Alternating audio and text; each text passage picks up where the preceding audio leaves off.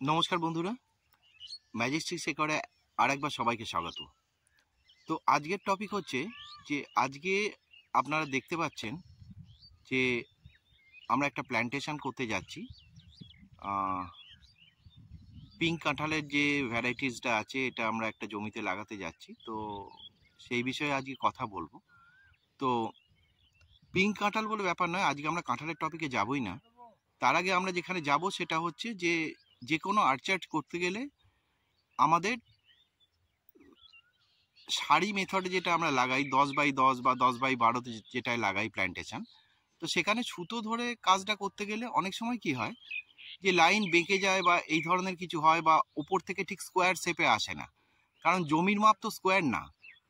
তো সেটাই আমরা দেখব যে স্কোয়ার শেপে গাছ যদি আমরা লাগাতে চাই এক্স্যাক্ট রাইট অ্যাঙ্গেল কিভাবে আনতে পারি। তো চলুন বন্ধুরা দেখে নিই আমরা।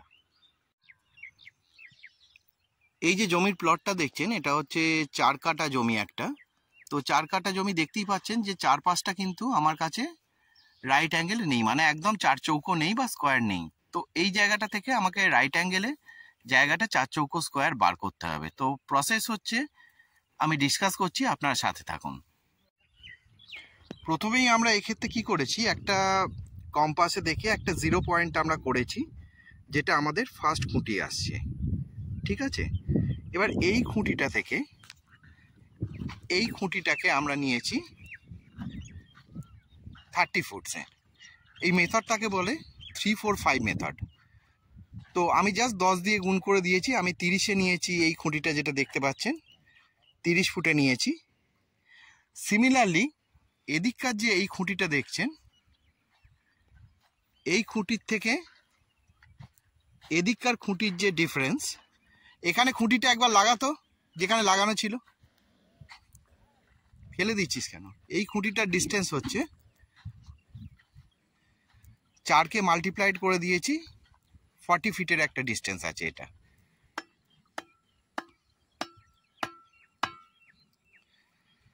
এইবার টোটাল এই খুঁটি থেকে যদি কোনাকুনি যদি এই খুঁটিটায় যাই, এটা অবশ্যই হবে 50 ফুট।